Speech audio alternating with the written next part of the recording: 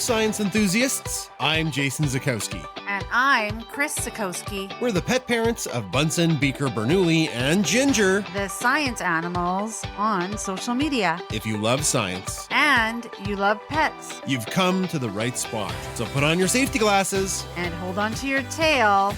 This is the Science Podcast. Hello and welcome back to the Science Podcast. We hope you're happy and healthy out there. This is episode 13 of season 7. We didn't get an episode out last week. It was a crazy busy back to school week for Chris and I after the holiday. And we just ran out of energy and time. We had some things we signed up for. During the week, I had to prep for a science show on Saturday for the Tim Hortons Smile Cookie Day. And that just proved too much running around to get this podcast done. So we appreciate your patience, but we've got a really good show for you guys today. All right, in science news, we're going to talk about some of the controversy around fluoride in water using a case study of a city very close to us, Calgary, Alberta, Canada. In pet science, we're going to look at a study that tried to answer the question, would folks who fancy themselves fancy be more inclined to get fancy cats for adoption? Well, I guess you have to wait and see. Our guest and Ask an Expert is Dr. Katie Burnette, who's an academic coordinator, and we have a really cool discussion about some of the things happening in higher education to teach people who are not necessarily scientists science. Okay, on with the show. There's no time like science time. This week in science news, Chris, I think it's time to go to the dentist. Do you know what time that is? 2:30? Yeah, it's 2:30. It's tooth hurty. That's right. That's funny. Yeah, I have to say, I am not a super big fan of going to the dentist. It's okay, but it's not something I look forward to. There's a lot of poking and prodding around my teeth and things don't taste good. And I got to keep my mouth open really wide. Luckily, I have fairly good teeth and I haven't had a lot of cavities in my life. No, every time you go, I say, hey, how many cavities do you have? And you say none. I have had cavities. I know you have, but I go and it's like you have some major work to do in there. And it's like, what? And when you go, it's perfect. It's a little bit unfair. So this science news item hits really close to home because it's all about the fluoride debate, specifically using Calgary as a case study. And Calgary is the city just south of us by a little more than an hour. It's one of the two big cities in our province of Alberta. The reason why this is topical and we're talking about it is because it's a bit controversial, the debate about whether fluoride should be added to municipal drinking water or not. In 2011, Calgary stopped adding fluoride to the municipal drinking water, and they recently reinstated it. Now I say recent, that was 2021, but it was based on a decision that reversed their original decision to stop adding fluoride to the drinking water. So if we look at some of the support for fluoride, remember, sorry, not to get into some chemistry, but people confuse fluorine and fluoride all the time. Fluorine is a halogen gas, F2. It is one of the most deadly and dangerous gases in the halogen family. But when fluorine becomes an ion, it's called fluoride, and that can be bonded to many different things. Fluoride, like chloride, is pretty much harmless, which is weird because chlorine gas is extremely dangerous. But when you turn chlorine into chloride, it's safe. Fluoride combines with calcium and phosphate in your mouth and in your teeth to strengthen your enamel. Fluoride helps prevent acid damage from the bacteria in our mouth. This helps support overall oral health. The Americans, the CDC recommends 0.7 milligrams of fluoride per liter of water. As of 2022, 63% of Americans have access to fluoridated water. Right. So it sounds great coming right out of the science there, but there has been opposition and definitely some controversy with fluoridation. Mhm. And some of this longstanding opposition comes from claims about tooth staining or bone cancer. And additionally, that if you fluoridate the water, that means you're putting medicine in the water, which goes against individual rights and freedoms. And more recently, there has been concerns about adding fluoride to the water causes a lower IQ in children. And so this is based on high exposure studies. But the fluoride in the studies was much higher than the amount that they're adding to fluoridated water. And it was an association. It wasn't a confirmation. You have to be very careful with associations because those are not confirmed. Those are not confirmed causes. Like above 1.5 milligrams per liter was what the study was testing, which is way above what's in drinking water. Did that really harm the IQ? And it didn't confirm it, no. Mhm. But despite having this weak evidence, the anti fluoride movements are growing. Utah banned fluoridation in March of 2025. So that's very recent. And Robert F. Kennedy Jr. in the States plans to withdraw CDC recommendations. If you're wondering about Canada, it's really dependent on provinces. Our province, Chris, only 43% of the water is fluoridated, with Ontario being the highest at 73. The lowest is the Yukon and Newfoundland and Labrador at 0%. 0% of their water is fluoridated. And that's interesting. And I want to talk about those research findings that were in Calgary. So they did speak to a pediatric dentist, and Dr. Warren Lopke is a pediatric dentist in Calgary for more than 20 years. And he reported a rise in aggressive and severe tooth decay in children over the past decade.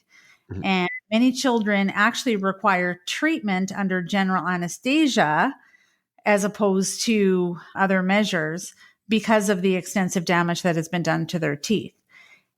And so, having said that, talking about Dr. Warren Lopke, there is some recent research findings in Calgary, Jason. Lindsay McLaren is a University of Calgary researcher, and they studied second grade children in Calgary, non-fluoridated, versus Edmonton children, which have access to fluoridated water. And they surveyed 2,649 students in Calgary about 7 years after fluoridation ended. And what they found was interesting. 65% of those children had tooth decay versus 55% in Edmonton. And you may say, 65, 55, that's pretty close. No, statistically, that's a statistically significant difference when you're looking at putting that through and applying it to the population. And one thing they looked at, because you did mention you can't say this is the direct cause, they did look at diet and socioeconomic status, and that in itself did not explain the difference.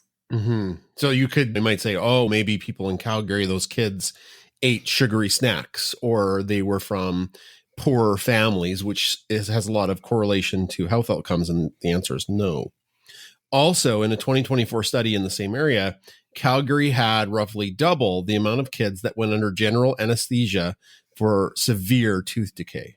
And I just think of our Adam and versus our Duncan. We lived in Red Deer when we had Duncan growing up, and he would have had access to fluoridated water. Whereas when we moved on the farm, we're on well water, which doesn't have fluoride in it. And we definitely noticed a difference. Now, It's a population of one kid. Yeah. The population of one kid can't necessarily generalize this for all, but Adam definitely had worse tooth issues or teeth issues. Way worse tooth issues. Yeah. He had a double pulpotomy, which is like a root canal, and he lost his front two teeth. Yeah, I remember that. It was a rough time for him. We're not going to go through it, but all of these findings parallel what happened in Juneau, Alaska after fluoridation was ended. They had noticed high rates of childhood dental procedures, after the removal of the fluoride. And the fluoride in both cases were removed probably mostly because when the populace voted on it, or it was just decided upon, it was decided on not great science. And this brings us to only a few years ago in Calgary in 2021. What happened, Chris? The Calgarians, the residents there, voted to reintroduce fluoride. Yeah. 62% voted yes, which is a stronger majority than the original 1989 approval. Mhm. And the studies and the sustained advocacy can be credited for the shift. It doesn't always work, but if you give people good information about why and you debunk the myths, generally the population, at least in where we live, are online with it. So as we conclude, there is very weak evidence that fluoride levels are bad for you. And there's good evidence both historically and lately that fluoridation of water is helpful for teeth, especially in children. And that's something that we can smile about. Because the last thing you want is to have your appointment at 2:30. That's right. On a Thursday. Ugh. All right, that's science news for this week. This week in pet science, let's talk about some fancy cats, or people who think they're fancy, who fancy cats, fancy people who fancy cats. Am I on the right track with this study? You are. You're on the right track. And we generally don't call the cats fancy. We say that they have a pedigree. They're pedigree cats. Okay, pedigree. Oh, I'm so sorry to the fancy cats out there. You have a pedigree. Ginger, after delving into this study, I was thinking about, hey, how did Ginger come about? Because you are allergic to cats. And as much as I love cats, I was resigned to never owning another cat ever again and going over to the farmhouse and getting my cat fixed there. But we were in the pet store. Beaker and Bunsen were getting groomed for the show that they were going to. And I saw Ginger in the rescue. They have Fostering Hope has a rescue area for the cats that they get in. And I saw Ginger, and Adam was with me, and I said, you need to come see this cat. And Adam was over and we were looking, and I said to him, we have to have a method to get this cat, because normally I can take them or leave them. But for her, she called to me. I don't know if it was because she was so cute or just her personality, but we had to have that cat. We had to have Ginger. She doesn't have a pedigree, right? It's a rescue. She's a rescue. She is a typical house cat. She's a long hair, a domestic long hair. She's cute, and she's kind of unique because she's a girl cat and she's orange, which is not super common.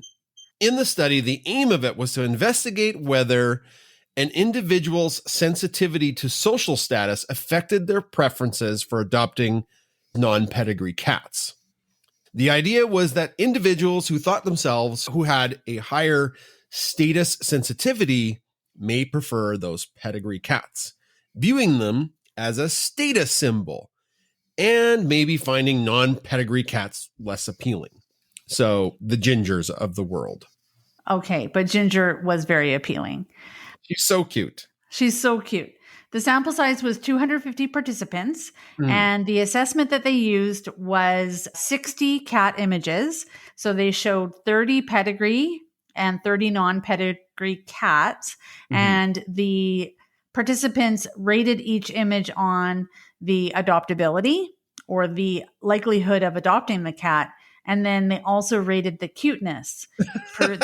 Yes, which is the perceived attractiveness of the cat. It's pretty subjective. It is pretty subjective. Do you find this cat cute? Yes, they did complete 2 questionnaires, which measured the perceived status attainment, which is a PSA, the personal sense of achieved social status. And also it rated the status aspirations, SA, and that can be likened to a desire to attain higher social status. So you self-identify as a fancy pants, and then they take the data on if you like the cat or not, find it cute or not. And I think they're going to put them together, right? So there are key findings for the adoptability ratings. Participants with the higher PSA and SA scores, the higher perceived status attainment and the status aspirations, they were less inclined to adopt non-pedigree cats. But interestingly, that reluctance did not correspond to a higher preference for pedigree cats. They just were like, no cat for me. Oh, interesting. And then the cuteness perception, the higher status sensitivity correlated with lower cuteness ratings for non-pedigree cats. They were like, you're not cute, you're non-pedigree, I'm a higher status individual. But for pedigree cats, the cuteness ratings remain stable across varying perceived status attainment scores, as well as the higher status aspiration scores slightly increased with the perceived cuteness of the cat. Interesting. So I don't know what we can really interpret from this that wouldn't hurt people's feelings, but it appears the preference for pedigree cats among status sensitive individuals suggests that those pets may serve as an extension of their social identity. Like you have this pedigree cat and that says something about you and you're important, and it is important to you how others perceive you as being high status. So thus that pedigree cat is a status symbol. I've never thought of a pet as being a status symbol. I know we've got Bernese Mountain Dogs and Golden Retriever, but I just love Bernese Mountain Dogs and Golden Retrievers. I don't see them as, oh boy, hoity-toity me, look at my dogs, right? No, what we were concerned about was getting a puppy that would imprint on us and that we could train in the way that we would like to train them. And so what this study with the cat can show is that there's reasons that people select animals beyond just mere attachment. So there's other factors other than the emotional attachment and looking for companionship that play a role in pet adoption decisions. Yeah. If we want pets to be adopted, I'm sure this study could be helpful to shelters to goose the algorithm towards those people with the higher, they're more sensitive to status. I don't know what they would do. Be like, ooh, Ginger is a pet. They could just say all the cats are pedigree. They could say they're like descendant from like a show cat. That'd be a little dishonest, but it might get more cats adopted. Ginger was going to be adopted no matter what, because she definitely called to me. And like I said, any other cat, I could take her leave, but there's just something about that cat that we now know and love. Yeah. All right, everybody. That's Pet Science for this week. Hello, everybody. Here's some ways you can keep the Science Podcast free. Number 1, in our show notes, sign up to be a member of our Paw Pack Plus community. It's an amazing community of folks who love pets and folks who love science. We have tons of bonus Bunsen and Beaker content there, and we have live streams every Sunday with our community. It's tons of fun. Also, think about checking out our merch store. We've got the Bunsen Stuffy, the Beaker Stuffy, and now the Ginger Stuffy. That's right. Ginger the science cat has a little replica. It's adorable. It's so soft with the giant fluffy tail, safety glasses, and a lab coat. And number 3, if you're listening to the podcast on any place that rates podcasts, give us a great rating and tell your family and friends to listen too. Okay, on with the show. Back to the interviews. It's time for Ask an Expert on the Science Podcast, and I have Dr. Katie Burnette, academic coordinator, with us today. Doc, how you doing? I'm great.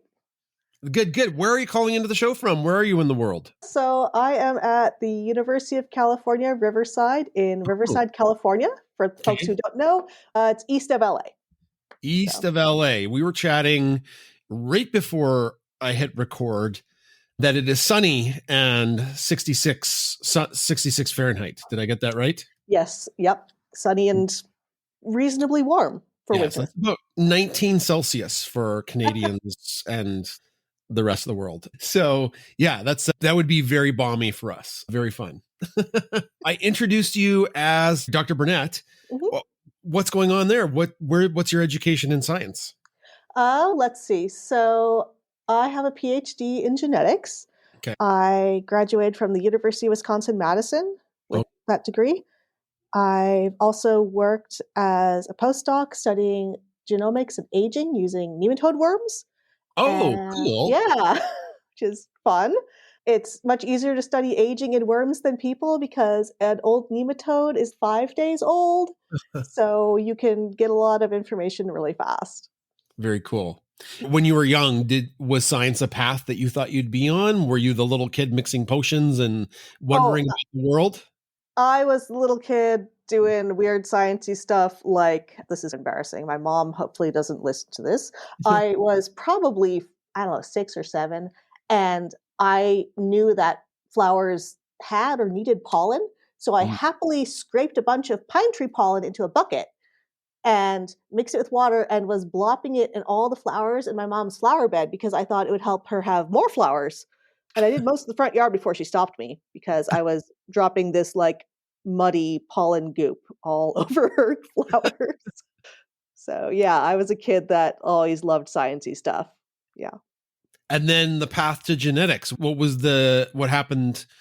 Was there a flashpoint in your life that caused you to get Yeah. into, yeah? Yeah, so I knew I wanted to study science and I liked biology, and I went to Western Washington University up in Washington State, and I took genetics. And that professor, Dr. Jeff Young, he's just retired, he said, "I'm looking for students to come do research, and I think you'd be good at it." So I got an in doing research when I was an undergrad, and I loved it, absolutely loved it. And a lot of science isn't particularly glamorous. We were doing studies with the Arabidopsis thaliana plants. It's one of the model organisms. There was a lot of money trying to figure out what all the genes in its genome did. And that sounded super cool. But you start with things like you got to autoclave some soil to put your plants in.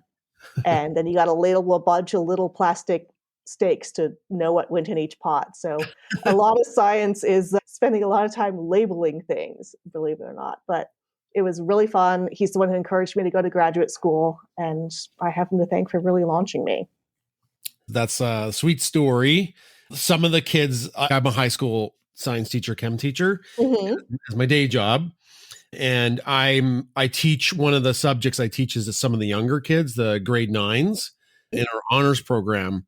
And you can see the kids when we get to genetics in the biology unit with like Punnett squares, Mm-hmm. something like clicks in their brain that, like, the thing that makes them and the stuff and everything that's alive, there's a code for that. Mm-hmm. And it's Yes. potentially predictable, at least at that point, in a very simple Punnett square. And it's magical because those are the kids that I'm like, oh, okay, that kid, this really jived with. They're all in on the genetics part of biology. Yeah. No, I love teaching. So for my day job now, I'm an academic coordinator, which means Mhm. I design lab curriculum for undergraduate students.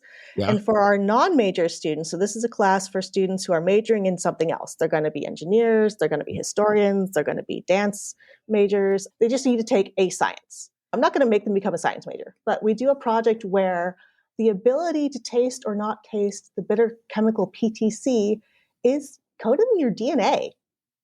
And there's two main alleles that, or versions of a gene, whether or not you can taste or not taste this chemical. And if you Mhm. can taste it, it usually means you really don't like bitter vegetables like kale or Brussels sprouts or broccoli, all the things that are like good for you because we're Yeah. told we're supposed to eat lots of leafy greens and dark Yeah. leafy greens are even better. And so we do a lab where they can actually extract DNA from their own cheek cells, amplify it, and determine which version of the gene they have. Oh, wow. That's so cool. It's really fun. They love it because you learn something about yourself. You learn something about why you may or may not have liked broccoli as a child. Oh, man. Can um, you imagine finding out you don't like, you're genetically don't for broccoli, and you're like, your parents were like, you need to eat your broccoli. You'd feel so vindicated. Yeah. No, this is biology and evolution are trying to protect me from eating bitter things. And because in nature, bitter things are often poisonous. Yeah. So this is my genes trying to protect me from eating things that taste bad. Obviously, there was a selective advantage to those people not eating poison back in the day. They were like the super tasters for poison or something. Indeed, but with plant domestication, you don't have to worry about being poisoned from the broccoli from your grocery store. But you still don't have to like it. It still might taste pretty bad. I have long waged a war against kale, so I'm wondering if I'm one of those people. You might be. So with genetics beyond, and we'll maybe talk a little bit more about your current position, what are some things in genetics that you just get super excited about to talk to folks about or that you like to know? Oh, so I love talking about the genetics of cats. Okay. I have 4 cats. I'm fostering 4 kittens right now. They're living on our catio. Oh, wow. And I love the fact that, so here's a question for you. Mm. Cats that have orange and black fur, we call them calico cats. Have you ever seen a calico dog? An orange dog? Orange and black together. Aren't like Australian shepherds like a bit of orange? I don't know. Yeah, or Newly. He's got orange eyebrows and black fur. That's right. He does. His eyebrow. Yeah. So there's a gene that controls fur color it's conserved across mammals, but in cats, it's weird that if a cat has orange and black fur, it's 99.9% of the time it's female. Okay. You never get a male cat that's both orange and black. They'll either be orange or black, but not both. Female cats can be any of them. You can have a female cat with orange fur, like your ginger, black fur, or orange and black. And it's fascinating because the gene that controls fur color is not on a sex chromosome, but fur color is inherited as if it's linked to the X chromosome. Yeah. So cats, just like people, their sex determination is an XY system. So all female cats have 2 X chromosomes, and all male cats have an X and a Y, so like people.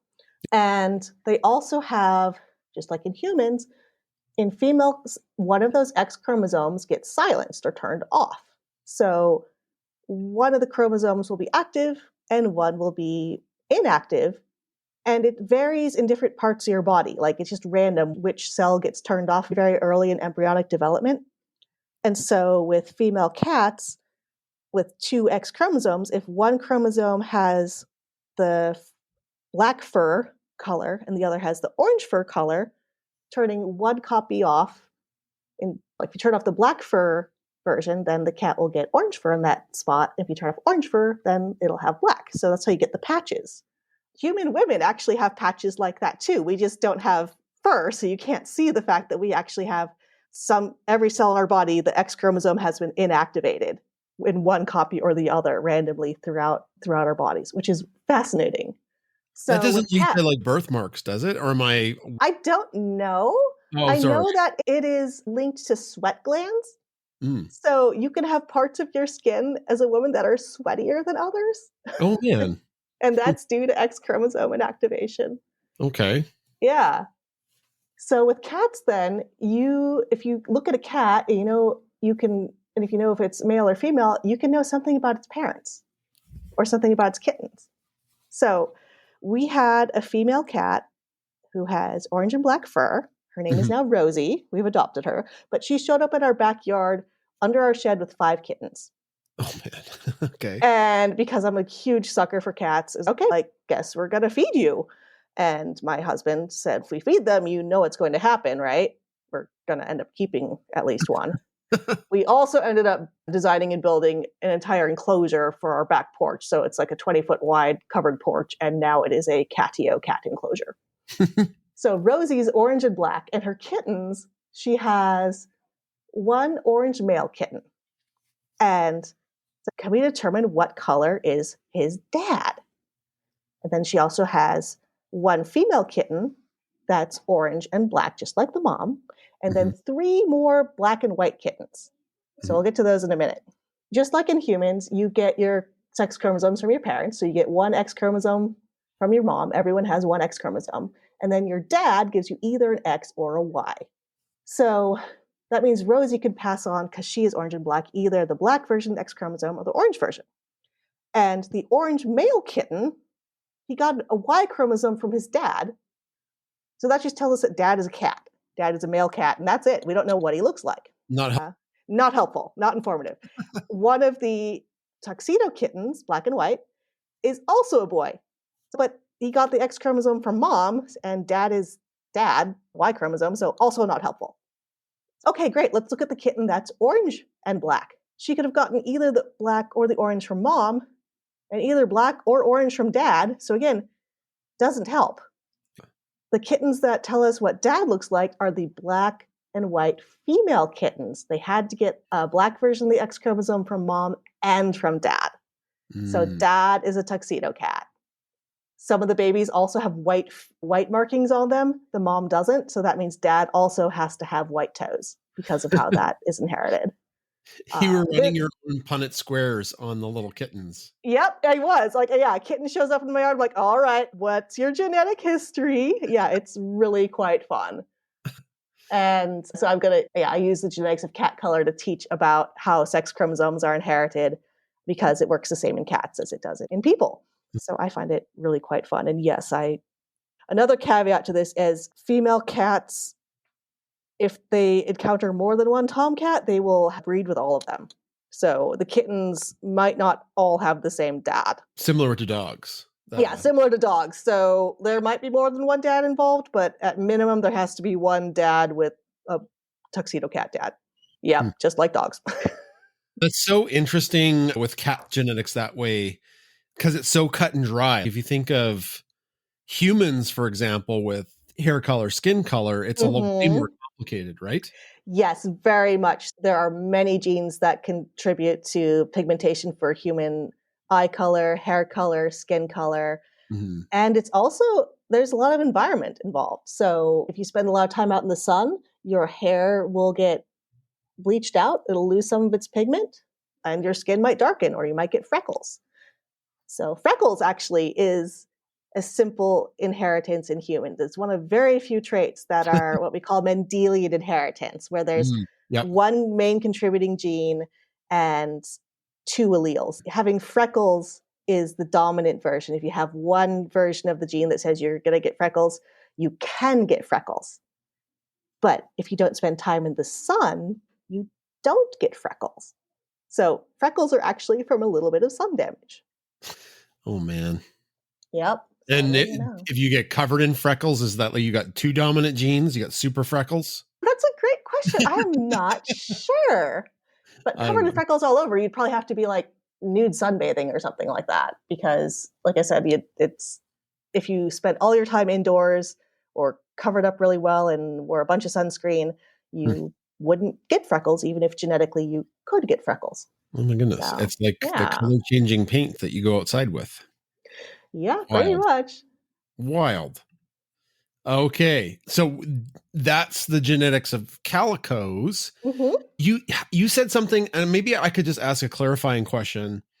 We've had people comment quite a few times with Ginger being an orange cat. Yeah, they probably think Ginger's a boy, right? What's going on with that? Because I thought you said that cats can be orange and they can be female, or is that right? They can. The version of the gene or the allele for orange fur is not as common as the allele for black fur. So for to get a male orange cat, that means his mom can be either a calico, orange and black, or orange. So there's two ways to get a male orange cat. Dad can be any color. It doesn't matter because he only gets the Y chromosome from dad. To get an orange female cat, the dad has to be orange.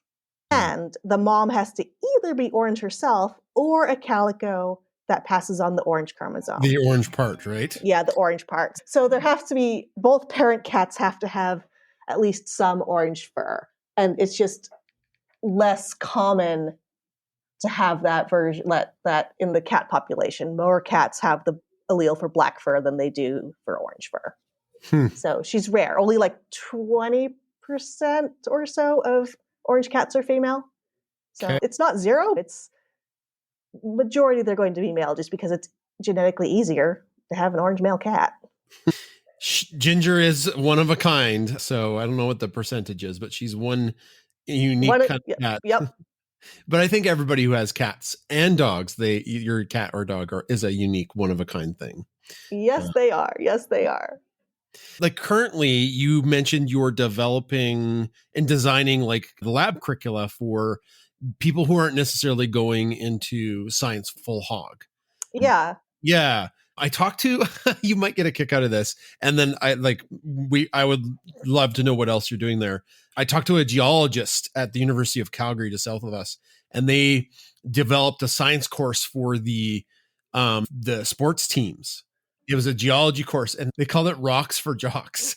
Oh my gosh. Because that's like a joke saying, oh, science classes for athletes are really watered down like Rocks for Jocks, but they actually called it Rocks for Jocks. They called it that, yeah. Fantastic. And it wasn't really watered down. It was like what you probably expect, but it was just. It sounds fun. Yeah, it's at the time where most of the sports teams could make it based on their playing and practicing. So anyways, I thought you'd get a kick out of that. That is hilarious. That's like the joke about classes being like underwater basket weaving 101. And you picture, and the joke is like they show a picture of someone sitting in a swimming pool, like underwater with basketry materials, but underwater basketry actually is a thing, but only the basket goes in the water. The whole person doesn't have to go in. Oh, weird. Okay. Yeah. I thought it was like one of those Greendale courses from Community that, I don't know if you've seen that TV show where they're always, yeah, it's the community college. Oh, about the community college? Yep. Yeah, the weird courses just to get people to go there. So beyond getting people's cheek cells out and finding out if they like bitter or don't like bitter vegetables, what else is going on with some of your development there? So for that class for the non-majors, we also do exploring the science of everyday objects in your kitchen. So, okay, yeah. So the students are learning terms in science like hydrophilic, or substances that are attracted or dissolve in water, hydrophobic, things that are repelled by water. They learn about solutes and solvents and ions. And to really look at that, we give students things like olive oil and bubbles and water. And here's a fun one. If you get a bowl of water, try sprinkling a little pinch of cinnamon on the top. Cinnamon, it's a dry powder, but has such a high oil content, it's hydrophobic and it will float. That if you take a little bit of a piece of soap, so soap is an interesting molecule. It's actually, we call it amphipathic, so meaning that it can form bonds with things that are either really fatty like oils or water. So soap, the reason it washes stuff off of you is it's really good at binding to molecules and then being washed off with just plain water. So if you touch a bit of soap to the surface, the soap will start to dissolve on the top of the water and it'll push the cinnamon away in this like really fast reaction. And then it'll spring back. And so it's really quite fun. If you get a chance, get a bowl of water, sprinkle some cinnamon and poke it with a piece of soap. It's quite fun. I would imagine you have a lot of opportunity for creativity with those courses, being that your curriculum is getting people the gist of science so they can continue on with their further education. Yes. I think the most fun I had, ironically, was during the lockdown when we were all on online education. I was doing a molecular biology for non-majors. And so, oh my gosh, what are they going to be interested in learning about during online teaching and lockdown during the pandemic? And they're going to be interested in knowing things like, what is a virus anyway? That's when all these terms were coming out, like social distancing. Okay, what does it mean? And the questions that students were asking, like, how do you develop a vaccine? Then we were developing a vaccine. And then, okay, great. Now that we have one, who gets it? And so talking through all of the complicated logistics and politics and ethics of where's your place in the vaccine line, it was really quite fun. I learned a lot because this was outside my field of expertise, but I was reading a lot of papers in the background, looking at a lot of news articles and coming up with stuff on the fly. And it was a really fun time to teach. I'm very glad that a lot of the questions they had are now answered. Like, can we get a vaccine for COVID? Yes, we can. But yeah, it was a really interesting time in science. And that was a time to be very creative. You could even bring back the soap as the soap helps. Oh my gosh. Yeah, that's one thing we asked. Like, why does washing your hands matter? Yeah. Like, why would we say Or wearing a mask why does that help? Because people would say things like, but I can smell molecules through my mask. If someone's brewing coffee, you can smell the coffee. And so they'd say, if smells can get through, why would I believe it's stopping a virus? And so we had them look up, okay, what molecule is in the smell that you're smelling? What's its structure? How big is it? And then how big is a virus? Because a virus, yes, they are microscopic. You cannot see them without a specialized electron microscope. We physically cannot see like coffee molecule smell. So a virus is much, much larger than smell. Yeah, it's the difference between a molecule and yes, virus is a conglomerate of many proteins, many lipids. Billions of molecules, billions maybe, yes, like a huge number. So yeah. Or if the mask can block the virus, does it let oxygen in? Yes. Oxygen molecules are very small, especially compared to a virus. So yes. Yeah. Very cool. Is there anything else you'd like me to ask before we get to your pet story? Okay, what was your favorite subject? How did you get where you are? Oh man, I've never had anybody ask me that. Maybe. So in high school, I excelled at writing. I was a very good writer. Effortlessly so, like creative writing, essay writing, all that kind of stuff. My teachers were pushing me towards law school to be a lawyer. I was a very good public speaker and I could think on my feet, but I actually loved science the most, even though my grades didn't really reflect that compared to how good I was at writing.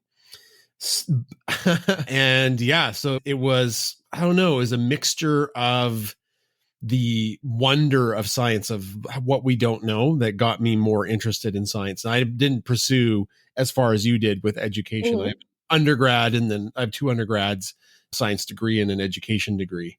So that's where I got to where I'm at as a teacher. I was thinking in my science degree of pursuing it further, like to go into a master's and PhD. But what I disliked the most was the stuff that you would do the most of, which was that tedious lab work that you mentioned. And I just it puts the read research. Do one, it looks great. Go back and do 100 more to get a nice sample size. Yeah, I have a lot of respect for people that can do that, but that just wasn't for me. Yeah, they threw in front of the class to talk about the findings. I was the talky, funny presenter guy, and then of course that leads really strongly into teaching as being inspirational to kids.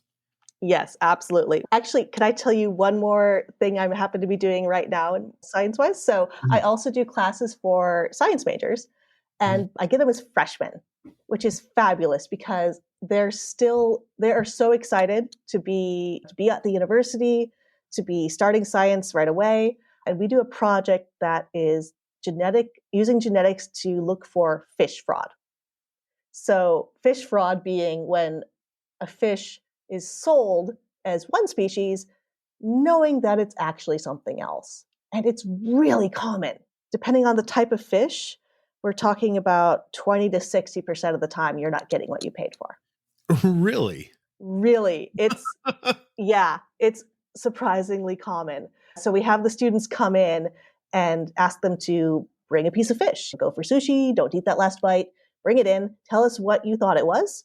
You extract DNA, you use a technique called PCR, polymerase chain reaction, to copy a region of DNA that's used as a DNA barcode, which is a region of DNA that we know it's found in all the fish, but if you learn the exact genetic sequence, the A's, T's, G's, and C's, you can send that sequence to an algorithm and it'll tell you the genetic identity of exactly what you got.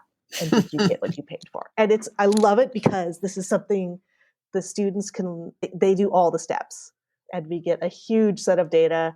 And the last week in class, they're doing presentations about what they discovered and what they learned. And it is really fun. That is cool. Disappointing if you paid for an expensive fish and you got some cheapo fish, but I can see corners being cut. Whoever would be like, oh, they'll never know. They'll never know. Plus, it depends on where in the processing chain it happened. At some point, something got mislabeled and you're not really sure when. But yeah, it's really common in fish that are lighter colored fish. So rockfish. Oh, what's other common things? Cod. almost never cod. Usually you're getting tilapia. Okay. So, buyer beware. And honestly, most people don't know what the fish they ordered ought to look like, especially when it's like deep fried and covered in sauce. If it's tasty, you eat it, right? Yeah. Like I live in Alberta, Canada. The nearest ocean is like a day and a half driving straight away. We have no concept of ocean fish. The only fish we know are the fish we catch in our lakes. And I would be able to tell the difference there. But if somebody's, is this tilapia or cod? I'd be like, I have no idea. I have no idea what you're talking about. Yeah. What if someone said, oh, this is, it's not rainbow trout, it's brown trout. Could you tell those apart? Probably. Yeah. Okay. So you're an expert then. That's awesome. Perch, rainbow trout, brown trout. We don't have a lot of here. So that'd be a struggle maybe with that. Jackfish we have a lot of. I'm not sure if that's the right name for them. They're these giant fish we have. What's jack? I don't know that I know what those are.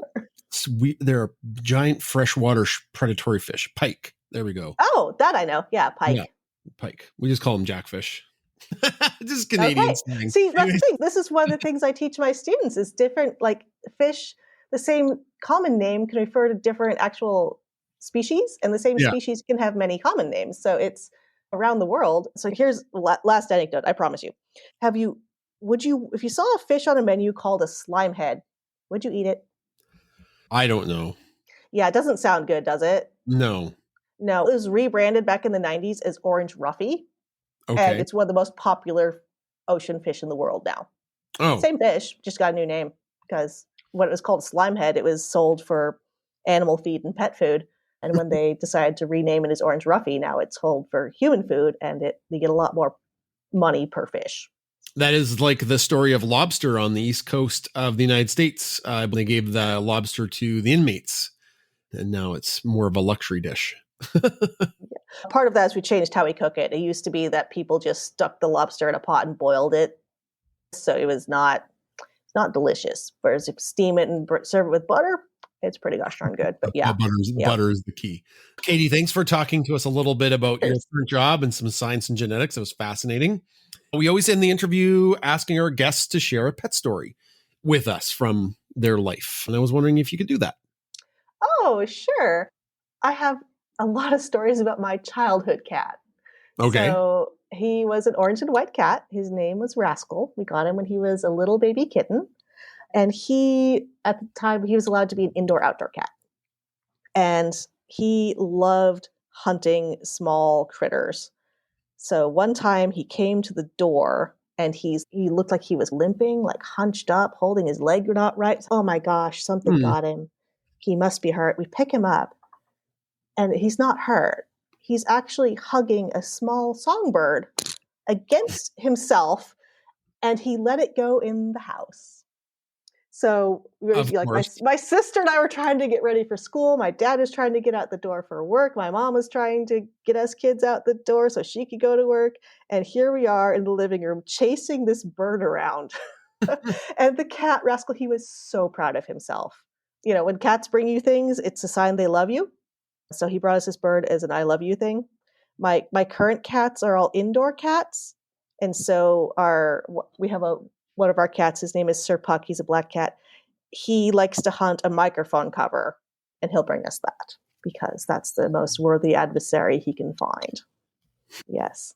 Does your Ginger bring you gifts, or is she not allowed out unless she's in the cat backpack? Yeah. So we live in a very dangerous place to let cats go free.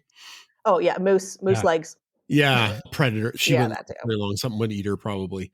In her catio, she has caught a mouse and a bird. Like, oh my! They came into her area. Like, I feel that's their fault. That's on the bird. That's on the mouse. They have a wide world of Canada to go. Yeah, that's natural selection at work. That bird was being dumb. Yeah, they got taken out by Ginger. She is a killer. Yeah. Oh, for fun. What was the name? I'm sorry. What was the name of the cat that brought the bird in the house? His name was Rascal. Oh, Rascal. Very fitting. Yep. He was something. A very fun cat. Thanks for sharing your pet story, Doc. Very sweet and also exciting, and people can relate to animals bringing things into the house. Oh gosh, yes. Dead or alive. Yeah. Yeah. Oh, yeah. Anyway, I could tell cat stories all day, but I promise I will not. We're at the end of our chat. Are you on social media anywhere that people could follow you or connect with you? You can find me on ResearchGate as Katie Burnette. And you can find me I'm still on the Facebook as Katie Ann Zumlansky Burnette. But you can just look for Katie Burnette. It's not a common last name. Yeah. Perfect. We'll make sure a couple of those links are in our show notes for folks to check out. Thank you for being a guest. Really appreciate it. Thank you for having me. It's been a delight. That's it for this week's show. Thanks for coming back week after week to listen to the Science Podcast. Special thanks to our guests this week, and a shout out to the top tier of our Patreon group, The Paw Pack. If you'd like to support us, check out the show notes. And one of the perks is you get your name shouted out at the end to show our appreciation. Chris, let's hear those names. Amelia Fettig, Ree Oda, Carol Hano, Jennifer Challen, Linnea Janik, Karen Cronister, Vicky Otero, Christy Walker, Sarah Bram, Wendy, Diane, Mason and Luke, Helen Chin, Elizabeth Bourgeois, Marianne McNally, Catherine Jordan, Shelley Smith, Laura Stephenson, Tracy Linebaugh, Anne Uchida, Heather Burback, Kelly, Tracy Halbert, Ben Rather, Debbie Anderson, Sandy Breimer, Mary Rader, Bianca Hyde, Andrew Lynn, Brenda Clark, Brianne Haas, Peggy McKeel, Holly Burge, Kathy Zerker, Susan Wagner, and Liz Button. For science, empathy, and cuteness.